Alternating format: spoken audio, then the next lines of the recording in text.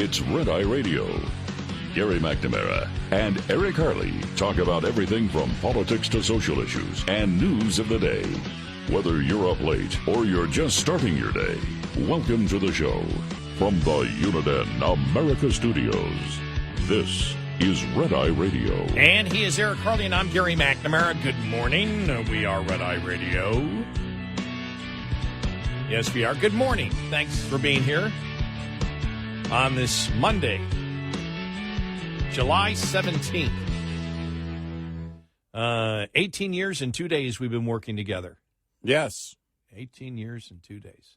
18 years. It was Saturday. 2 days, 4 hours and 6 minutes and 24 seconds. But who's counting? And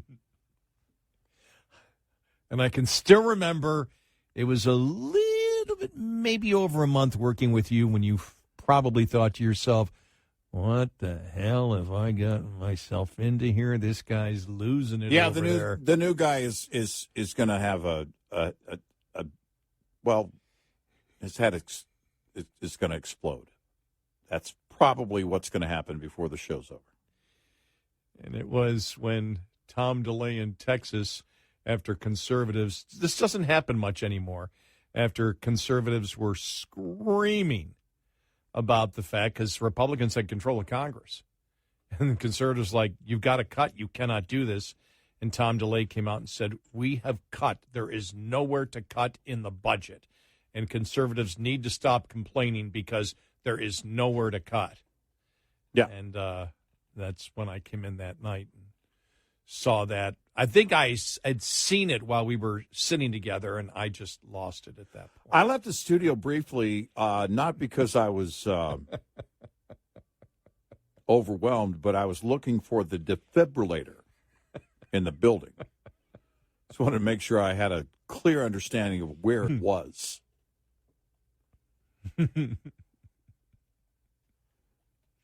Yeah.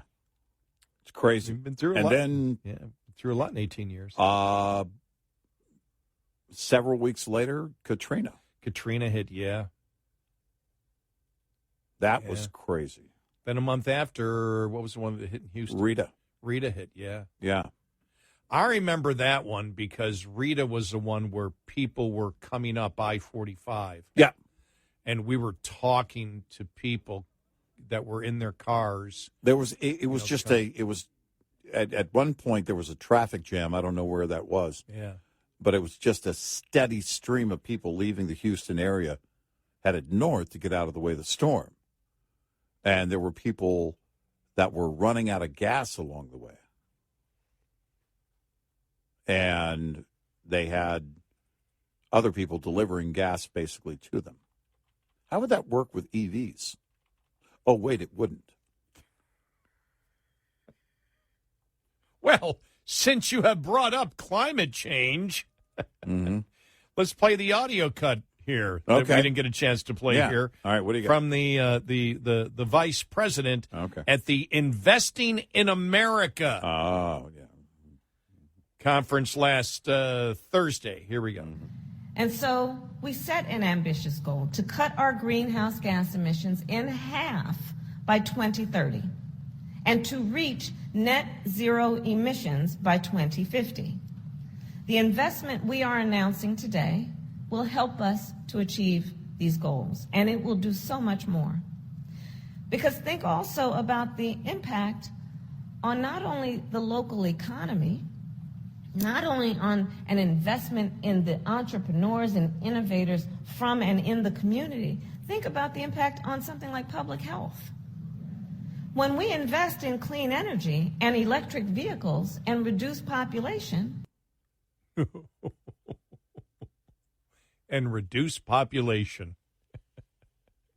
Now, after the response to that, the White House came in. She meant pollution. Reduce pollution, not population. But she said population. Right. Now the funny thing about it is, if you've paid attention to the entire global warming movement, the number one thing that they wish to do in order to get rid of global warming is what? get rid of human beings. Well, yeah, you need to not exist. Right. They talk about that on a consistent basis. And Net zero, by the way, net zero is not zero. Quit talking about this net zero by 2050. No, you're already far behind the curve. Net zero is not zero. Just ask Greta. And by the way, we didn't use Greta. You guys did. Yes. Greta believes that what the Democrats are promoting is pure BS. It's garbage. They're not going to do anything. Now, this is Greta. Right. Now, we do too, but from a different perspective. Right. We agree with Greta's conclusion, but we come to it from a different point of view. We do. A very different point of view. How dare you? How dare you, Democrats, not agree with Greta? How dare you? Dare you? How dare you? I can't do it with the disgust that she did it. She had such disgust in her voice. Yeah. Didn't she when she did that? Mm-hmm. How dare you? How dare you? What I like is, how many times did I say it last week? The Democrats' plan for a successful economy. And she said it right there. That she goes, invest in America. Well, it's not private investment. It's government taxpayer dollars going to subsidize industries that cannot make a profit on its own. We dealt with this last week with the UAW now screaming at the the car companies coming out about 2.5 weeks ago and saying, can't do this. You can't do this. We cannot survive as a company, and we don't have the electricity for electric vehicles. You just can't sit there and be in a delusional dream world and believe that everything is going to be okay because you say so. But as we have stated for the longest time, and she said it right there, the way to get a successful economy is to use taxpayer dollars to support industries. Well, why would you have to support industries? Yeah, why? Because they can't support themselves. They can't make a profit. And so they can't. We know, one of the best things Ford did was say, okay, here's what our gasoline car division's doing. Here's what our gasoline truck division's doing. Mm-hmm. Here's what our electric truck division's doing. Here's what our electric car division's doing. Yeah. With all the subsidies, still losing money. Right. They can't make any money on it. So what she is stating is the way to a successful economy is for government to pour trillions of dollars into industries that still can't make a profit after you invest trillions of dollars into it. Because number one, it doesn't perform.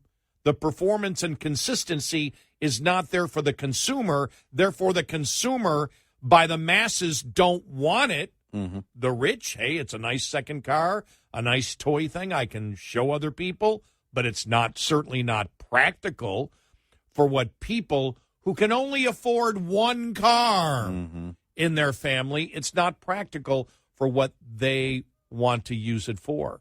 But she believes, as she's stating there, and the people behind who were at this Investing in America in Baltimore are completely clueless how things really work and how things really operate, are cheering the fact that the way to a successful American economy is for the government to invest money, number one, to choose the products that Americans must buy, that the government chooses it. People like John Kerry, people like Kamala Harris, people like Joe Biden, people like Nancy Pelosi, they decide these are the products that we want you to buy. Yeah. Yeah. And so we can't make a profit on them. Nobody is doing it. Nobody would do it. We're going to take your taxpayer dollars to form companies that will eventually go bankrupt because they're producing something Americans don't want, and we're using your taxpayer dollars because they can't make a profit, and that is a way to a successful economy. Mm-hmm. They're nuts.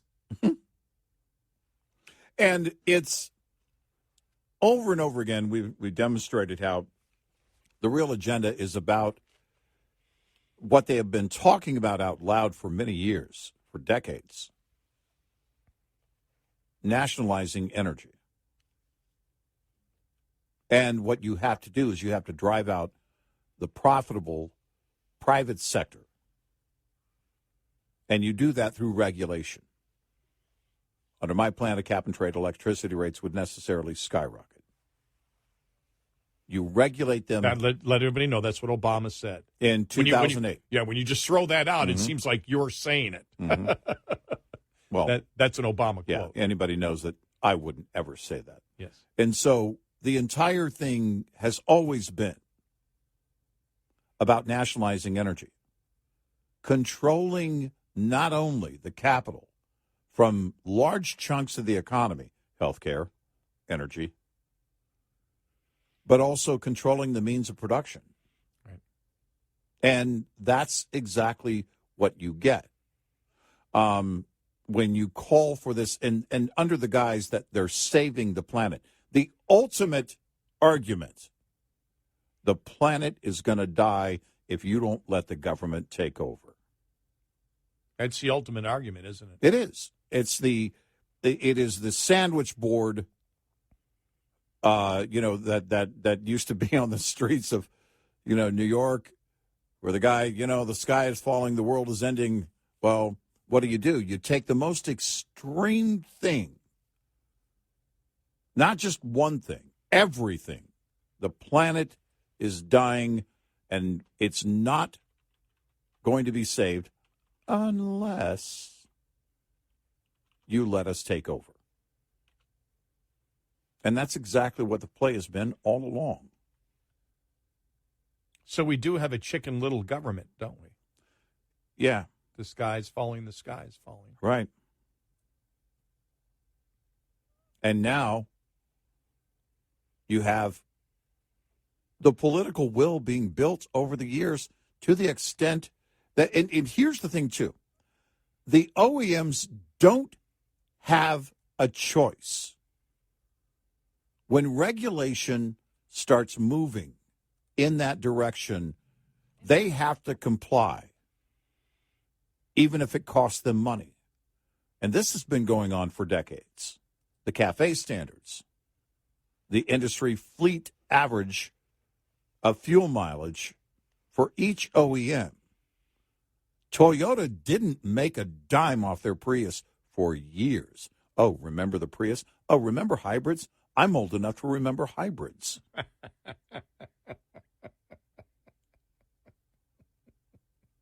They made their money off of trucks and SUVs. It's still the case today. Gas-powered vehicles still are the money. Everything else is compliance with government regulation. Mm-hmm. And they don't have a choice. Because right now the OEMs see it. Because the law was passed in California that if we're going to sell new vehicles in California, we're going to have a lot of EVs in order to do that. We're going to have to change our designs. Our engineering departments are going to have to get better at complying, even if it means our profits go down the drain. We don't have a choice because it's the law. It's not the demand. And now you have both sides within a week. You had the management of all the big automobile companies say, we can't do this. Right. We can't do this. And at the same time, the UAW screaming that by producing all these electric vehicles, we're being paid half the amount we were being paid when we were making gas vehicles. Right. And we can't afford this.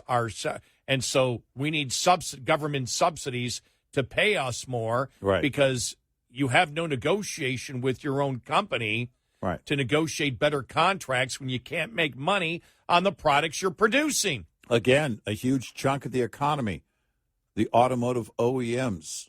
Oh, man, they would love to. In fact, they got close to doing it with GM back in 2009. They would love to control the companies and the means of production. GM, which started to stand for government motors. Remember that whole thing? Yeah. Well, don't think for a moment that that was a joke, because if they had had their way, they absolutely would have. And keep in mind, there were buyers at the table for GM. The government pushed them away. And that was a play to demonstrate. And now what do you have the unions doing? We want government money. And if the Democrats had the power, that's exactly what would happen. 866-90 Red Eye. Spotted lanternfly, an invasive pest that has been around for several years in many states. It's been a focus of concern in recent weeks in various northeastern states. To help combat this invasive species, USDA's Animal and Plant Health Inspection Service and partners formed a working group that recently released a 5-year strategy. We have built a solid plan that sits on 3 major goals, and we've committed to supporting these goals with certain levels of funding and resources that will be able to see this plan through for this next 5 years. APHIS's Matt Travis says the 3-pronged approach emphasizes response, research, and outreach in efforts to reduce the spread and impacts of spotted lanternfly. It is the latest step in efforts to control the pest, an invasive species especially threatening to grape crops and grapevines, as well as the invasive tree species, tree of heaven. I'm Rod Bain reporting for the U.S. Department of Agriculture in Washington, D.C. This report is made possible by Cenex Roadmaster XL Premium Diesel and Citgo Lubricants. Lines open for your calls. 866-90 Red Eye on Red Eye Radio.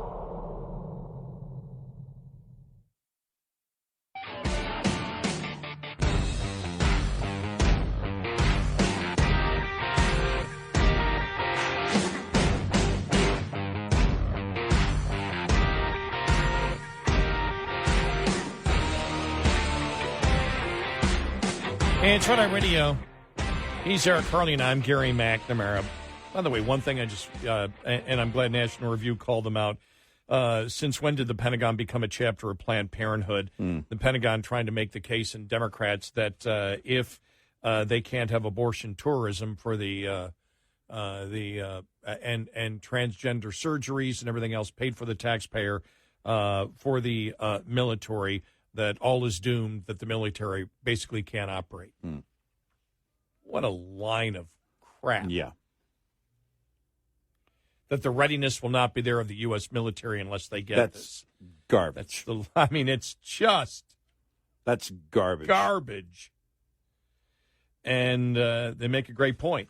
It's like, Tommy Tuberville is right about the military. He's absolutely right.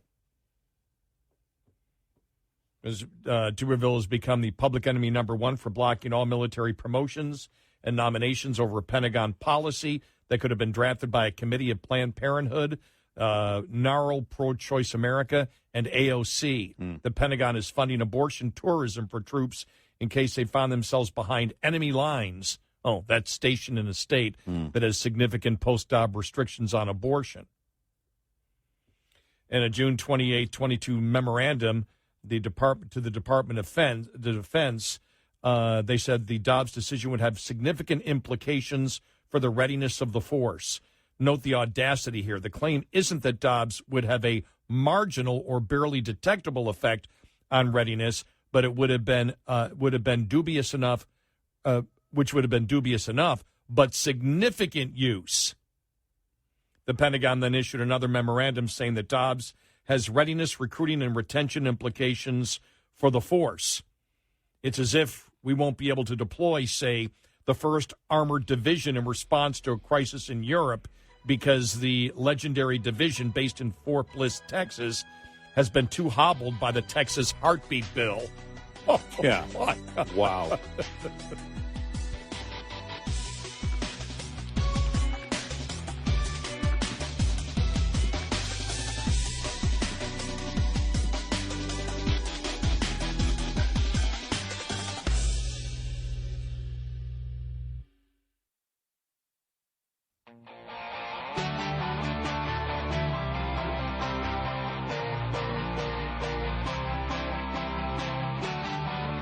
You're listening to Red Eye Radio from the Uniden America Studios.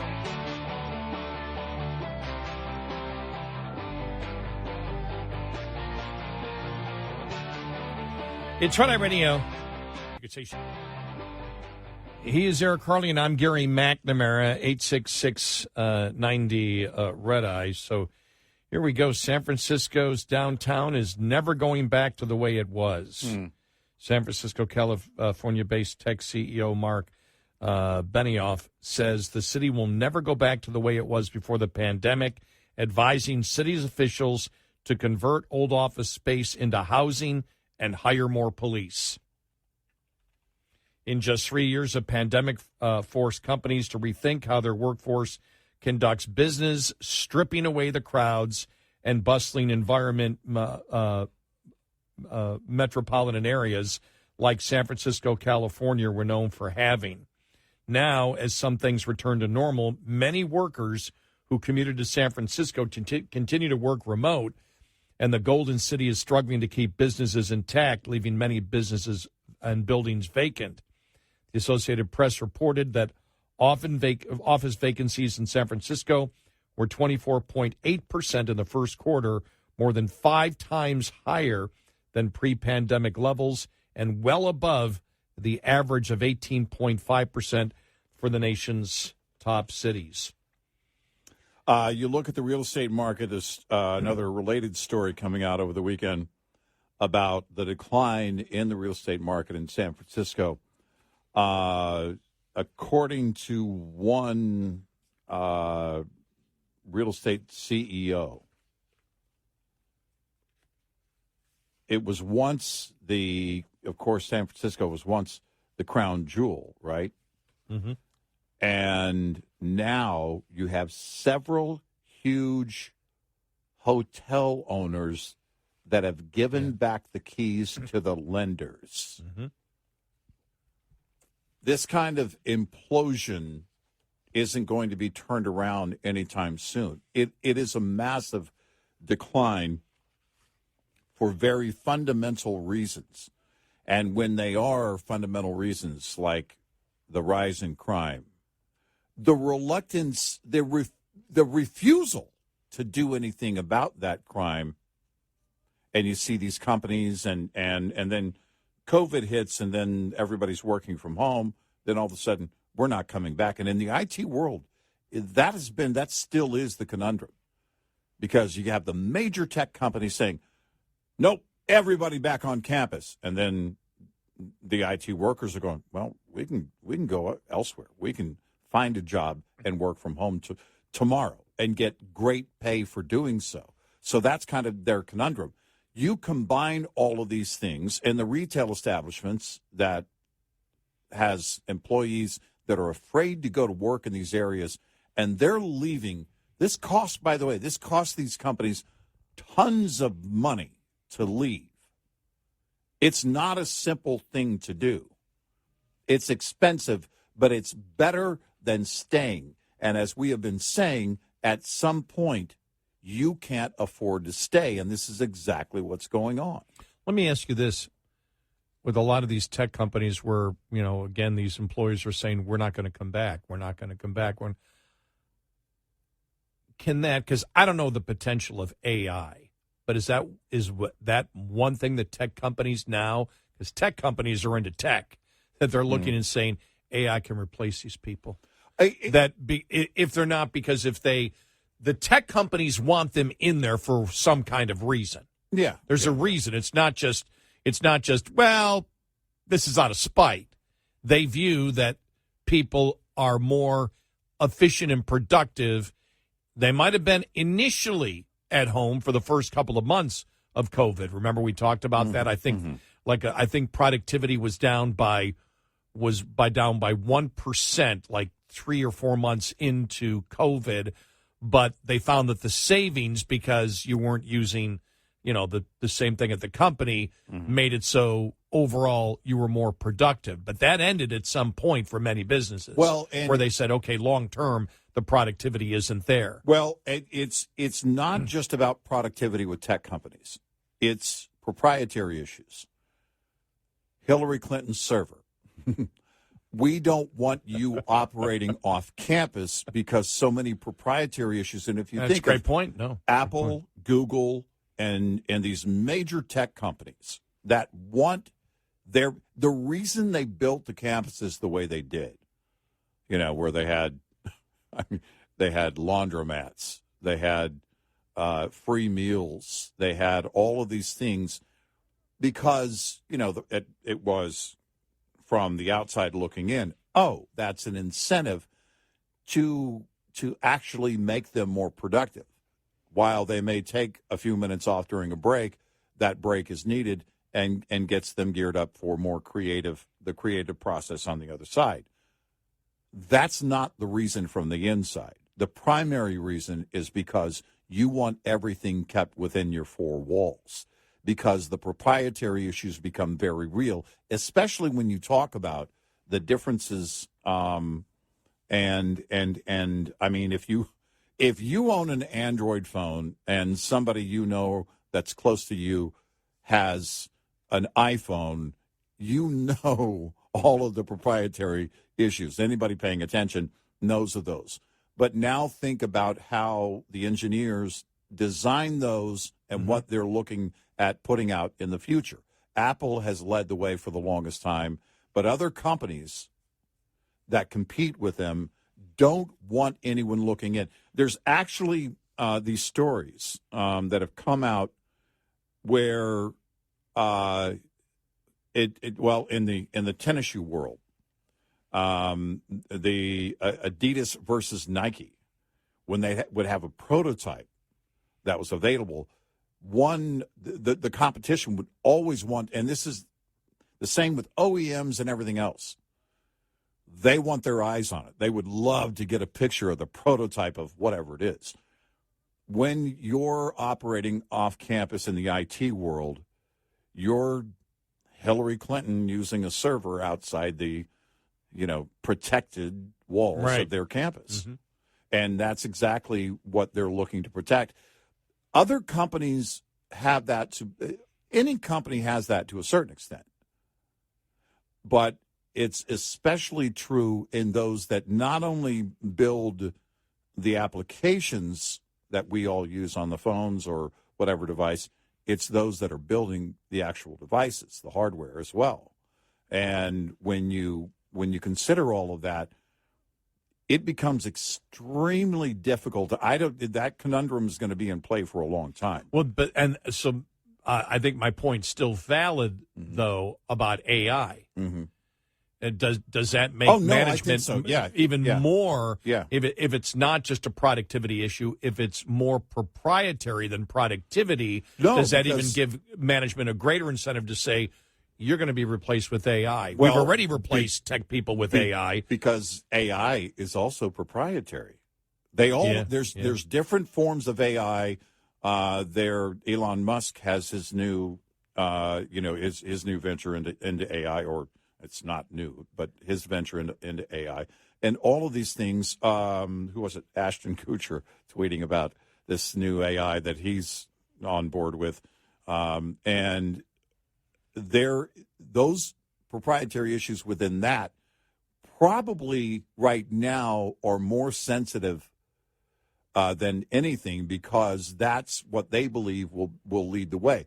And we talked about it with Google, the Google layoffs. And we said, well, look, just from a layman's perspective, in what you do at Google and what you developed at Google, for all those that were the top minds at Google, and we don't mean leadership, we mean those that were working on the ground floor to develop Google and what it does. The ones that did the work. Yeah, the worker bees. They certainly could have or should have seen it coming. In what you do, your whole idea is about AI, creating something that will do something instantaneously, will be intuitive, and then will essentially at some point replace humans. And that is going to be in play greater and greater in every industry, but certainly in tech. And San Francisco, if you think of Silicon Valley, it was the mountain of that kind of innovation. Mm-hmm. And now Silicon Valley is just kind of if you mention it to younger people in the IT world. They just kind of look at it as, oh man, that's like watching a black and white movie, you know? And it's not, because they will tell you, and many of them do. I have a family member who's an executive for a major company, and she works a couple of days from home. And she's one of those. In fact, I have a couple of family members that fit this exact same mold. They're the types of individuals that can go into their home office and they work better on the projects because no one is opening their door every 5 minutes. And those are the things, those are the minds that will tell you, I can't work in that environment anymore. Keep in mind, when you go inside these tech companies, they have this big open floor. They don't even have partitions. Everybody is sitting right there in the open, and COVID changed that, but I think also it was bound to change in how people worked in general. You'll walk by and everybody's got their headphones on. Everybody's got, they're listening to something, or they're just blocking everything else out so they can focus on what they're doing, but they don't want to be in that open environment. I have a family member who is not part of that generation and experienced that for the first time at a major company. And everybody is in this open room, and you're just, it's like a school cafeteria back in the day. No, but there are sitting at those tables. There are parts of that business where it's not collaborative, where you and that's my family member was in finance, and you can't be collaborative in that way because you can't have people looking or you can't have them with the ability to see what you're working on, because you don't share that information with every employee. So there are more than just one type of worker, as of course there are. For example, and so you can look and you can say, okay, those are the people that just don't want to come into work anymore. They like working at home so they can goof off. Then there's the other group of people out there that actually work better alone. Yeah. Are more productive and more focused. Well, and it is in part generational. That are the self-starters. Right. And I think it is in part generational. I mean, there are many people in that age group, and let's just say, gamers. I don't know, where they're okay with being in a virtual crowd. Really have no desire to be in a real crowd. They operate better. Their mind operates better that way, and I don't think you're going to reverse that with that group, with that individual, those types of individuals. And I think with San Francisco and it relying so much of that wealth really coming from the IT world, and the IT world is now dispersed. Which means we get into a ton of different topics. What happens to the nirvana leftist urban architecture and dreams out there? Oh, no, that's gone. It's funny because I was thinking about that over the weekend, which would be what? Everybody in this concentrated area, and smaller homes living on top of each. That's gone. That's gone. Well, at the same time that you can make the case that government wants people out of their vehicles. Of course, yeah. And more mass transportation. Right. As we may be spreading out as a nation based on on where our culture is going. The government wants a concentrated area of people living in smaller spaces. The people no longer want it, even those that were calling for it before. Let's jot this down for a future conversation. Yeah. 866-90-RED-I. Get in touch with Red Eye Radio, toll free at 866-90-RED-I.